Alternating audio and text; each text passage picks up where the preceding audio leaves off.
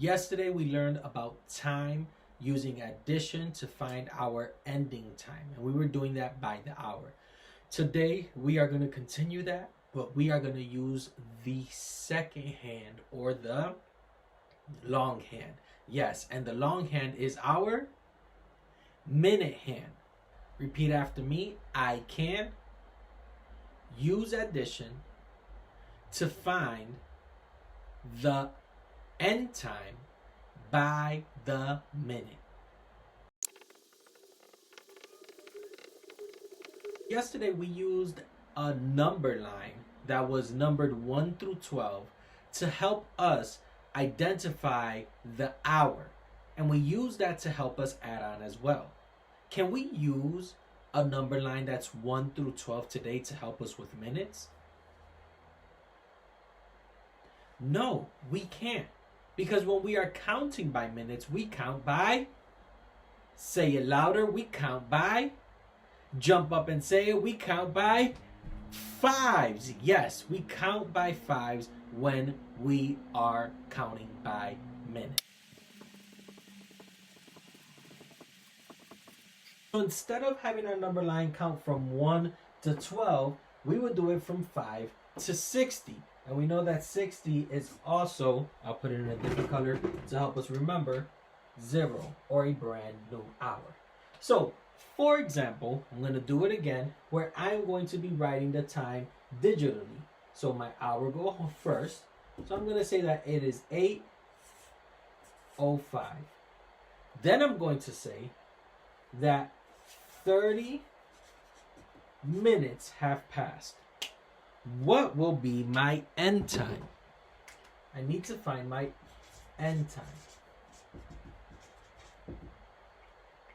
Are my hours going to change?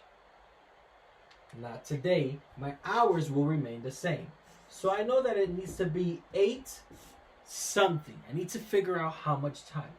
Well, I know that 30 minutes is going to pass. What is my starting time for my minutes? Well, I would look specifically at my minutes, and I see that I'm starting at the number, correct, the number 5. Then it says that I need to add 30 more minutes to that. So this time, am I going to count by ones? Am I going to count 30 spaces? No, I need to remember that I'm counting by fives, so I can't get confused. But when I'm counting by fives, I'm going to stop when I get to, correct, 30. Now, if I look, I see the number 30 there. Am I stopping there? No, I'm not stopping there because that's just telling me 30 minutes. Do I want just 30 minutes? No, I want 30 more minutes. And if I want 30 more minutes, it means that I'm doing addition. So I need to do something plus something equals my whole. Well, I'm going to start, because this is my start time, at 5. Then I'm going to add 30 more minutes. So I'm starting at 5, and then I'm going to count by fives. Count with me. 5, 10, 15, 20, 25, 30. Did I count 30 minutes? Awesome. I did count 30 more minutes, and I stopped at the number 35. So I would say that my end time is 8:35. We're going to do this with addition and with our analog clock. Our time is our beginning time, and in our formula we call that our part. Our end time is where we stop, and we call that, correct, our whole. And then our passing minutes is the time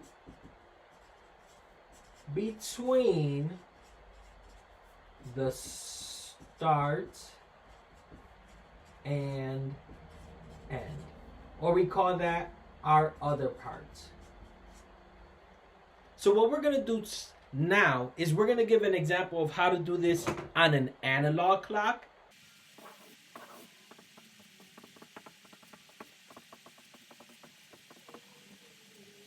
As we've learned from our previous lessons, we know that when we're moving by the minute, our minute hand will not stay on the 12 because it needs to touch a number in order to count by fives.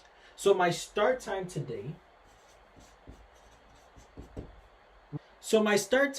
will be 8:20. My passing time will be 15 minutes. And then we need to identify my end time. I want you guys to help me fill out my clock. So if my start time is 8:25, I know that my hour hand needs to be between what two numbers?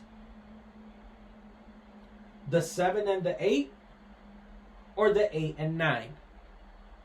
If you said between the 8 and 9, you are correct. Because we are past the 8, but we haven't reached the 9 yet, which means we are still in the hour of 8 o'clock. That was from last week's lesson. Awesome. Then I want 20 for my minutes. In order to find that out, I know that I need to count each of these numbers by fives. Perfect. So let's count it. We have 5, 10, 15, 20. So my minute hand should be pointing at which number? Yes, the number 4. This shows me 8:20. I said that 15 minutes have passed. There's two ways for me to find this. I can add it on my analog clock, or I can add it in an addition sentence. We're going to start first with our analog clock. Our start time is 8:20. We're focusing on the minutes today because we have not moved to the hours yet. So starting at 8:20, I'm going to add 15 minutes. So I'll put my marker or my finger or my pencil, whatever you have at home, here on the 20 because that's my 20 minutes. And then I need to add 15 more minutes. So starting counting with fives, we're going to move forward and stop when we say 15. So count with me. 5, 10, 15. So we know that wherever we stop, it needs to be at the number 7. So I'm going to continue filling this in. So I have 20 here. I know that 5, that should be 25. 6 should be 30. And 7 should be 35. So my time now should be 8:35. Before I put this on my clock, I'm going to try one more strategy, which is my addition strategy. Since I'm only talking about minutes, I'm only going to put together my minutes in my addition sentence. To make this easy for me, I'm going to add vertically or up and down. So I would take 20 plus 15 and try to figure that out. I'll split this with my 10s and my 1s. I know that 0 plus 5 equals, correct, 5. And then I know that 2 plus 1 equals, awesome, 3. I have 35 here. I have 35 here. How will I write that? Well, my hour stays the same, 8. And my new time is not 8:20. It's not 8:15. It is 7? No, not 7 because I'm counting by fives. It is 8:35. I want to put that on my time. So my hour hand is going to be going between the 7 and the 8 or the 8 and 9. Awesome, between the 8 and 9. And my minute hand this time is going to point at the 7. Before I get there, let's fill in our time. We have 5, 10, 15, 20, 25, 30, 35. And for fun, let's keep going. 40, 45, 50, 55, 60, or 0. So 8:35, my minute hand should be pointing at the 7 because that's where my 35 is. When you go back to your individual work, remember our 3 strategies. Strategy number 1 is drawing a number line starting at 5 and ending at 60. Strategy number 2 is counting on our analog clock by 5 and then adding more time until we complete that passing time. And strategy number 3 is adding my minutes only vertically. Adding my minutes only vertically. You guys did a great job this week. Very proud of you.